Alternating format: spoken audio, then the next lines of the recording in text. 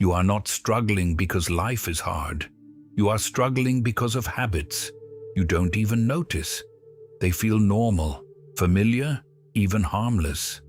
But slowly, silently, they shape your thoughts, your reactions, your identity, and the worst part, you repeat them every single day without questioning them. You wake up, check your phone, compare your life, react emotionally, seek approval, avoid discomfort, and then wonder why you feel empty. It's not bad luck. It's not the world, it's you. More specifically, it's your habits. Today, you're going to see them clearly. Not all of them, just 9. 9 anti-stoic habits that quietly destroy your peace, your focus, and your power.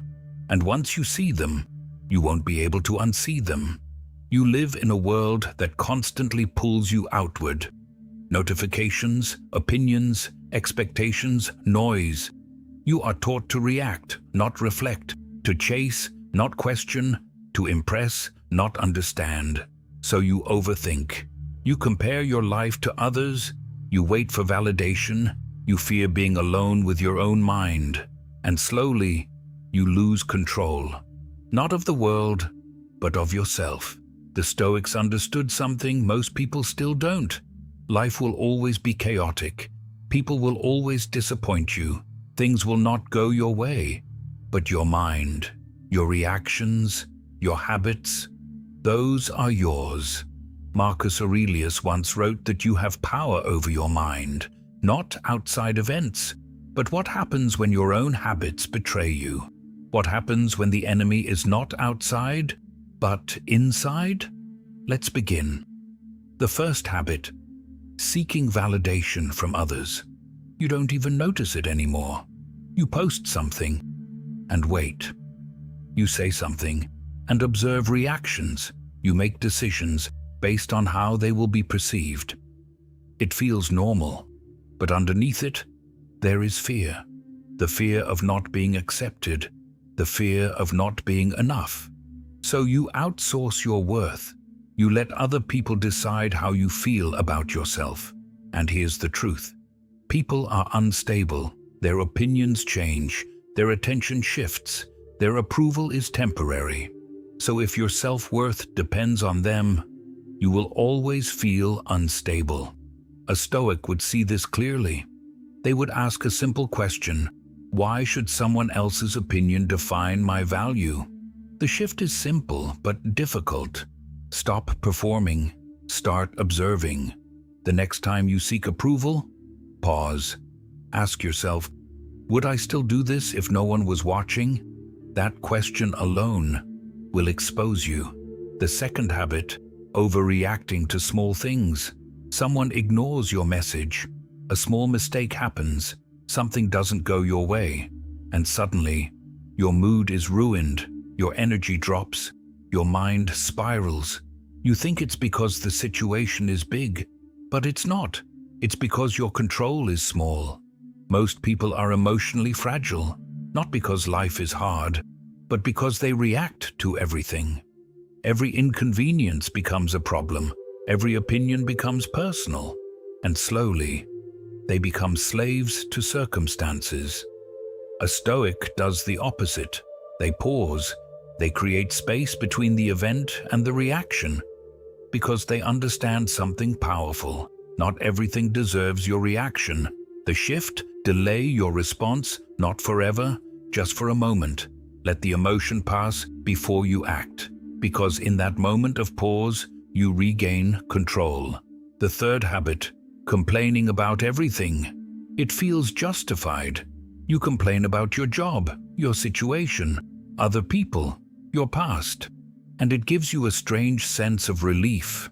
But it's temporary, because complaining does one thing very well. It reinforces helplessness. Every time you complain, you tell your mind, I have no control, and your mind believes you. Over time, this becomes your identity, the victim. A Stoic doesn't waste energy on complaints. They focus on action. If something can be changed, they change it. If it cannot, they accept it. That's it. The shift, Catch yourself in the act. The moment you start complaining, stop. Replace it with one question. What can I actually do about this? If the answer is nothing, then silence is your power. The fourth habit, fear of discomfort. You avoid difficult conversations. You avoid challenges. You avoid anything that feels uncomfortable. And slowly, your world becomes smaller. Comfort feels safe. But it is also a trap, because growth only exists in discomfort. Every time you choose comfort, you choose stagnation. And the worst part?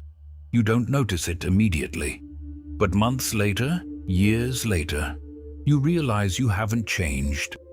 A Stoic trains themselves to embrace discomfort, not because they enjoy pain, but because they understand its value.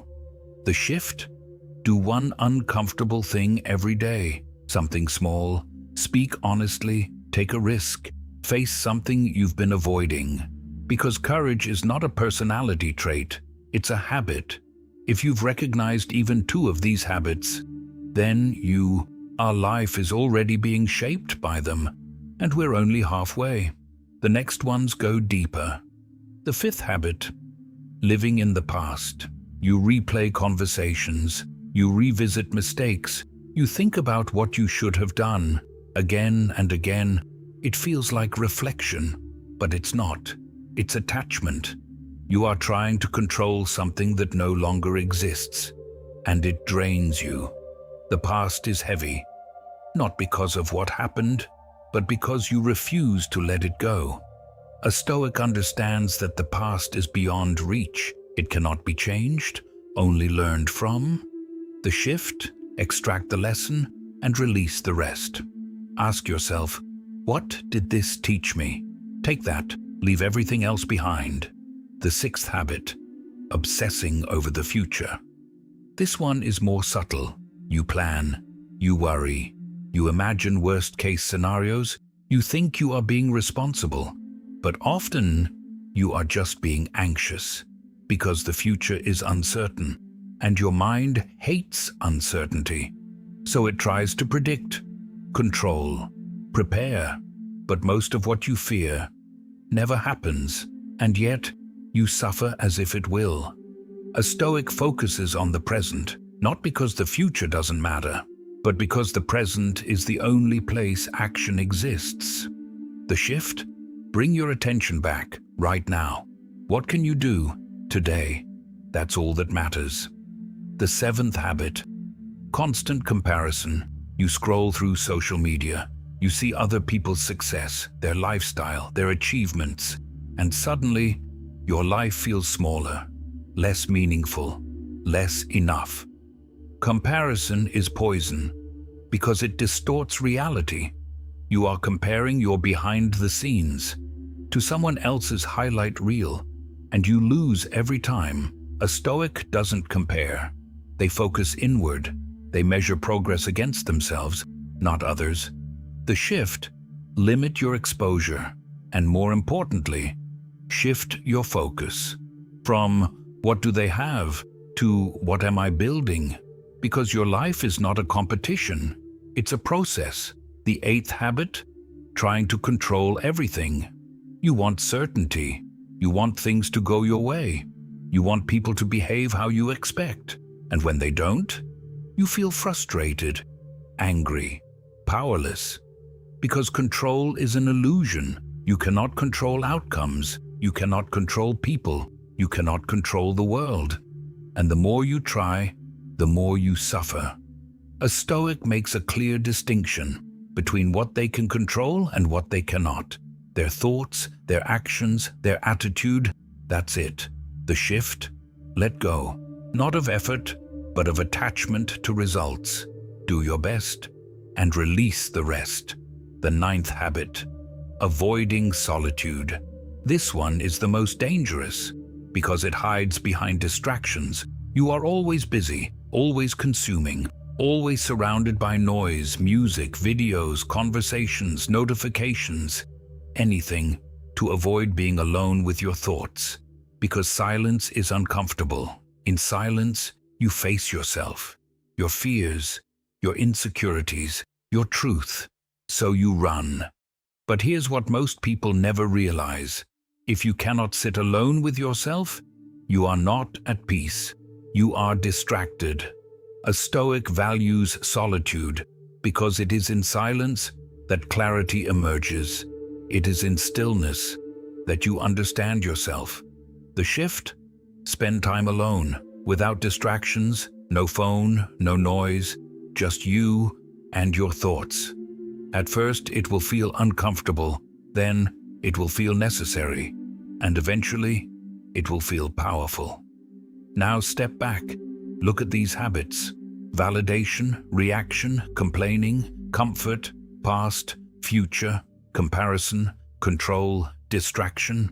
This is how people destroy themselves, not through one big mistake, but through small, repeated patterns, every single day. You don't need more motivation. You don't need more advice. You need awareness. Because once you see these habits, you have a choice: to continue or to change. Most people will continue because change is uncomfortable, but a few will pause, reflect, and decide differently. And that is where everything begins. Remember this: your life is not shaped by what happens to you. It is shaped by how you respond, and your response is a habit. So choose carefully, because the enemy was never outside. It was always within you, hidden in plain sight.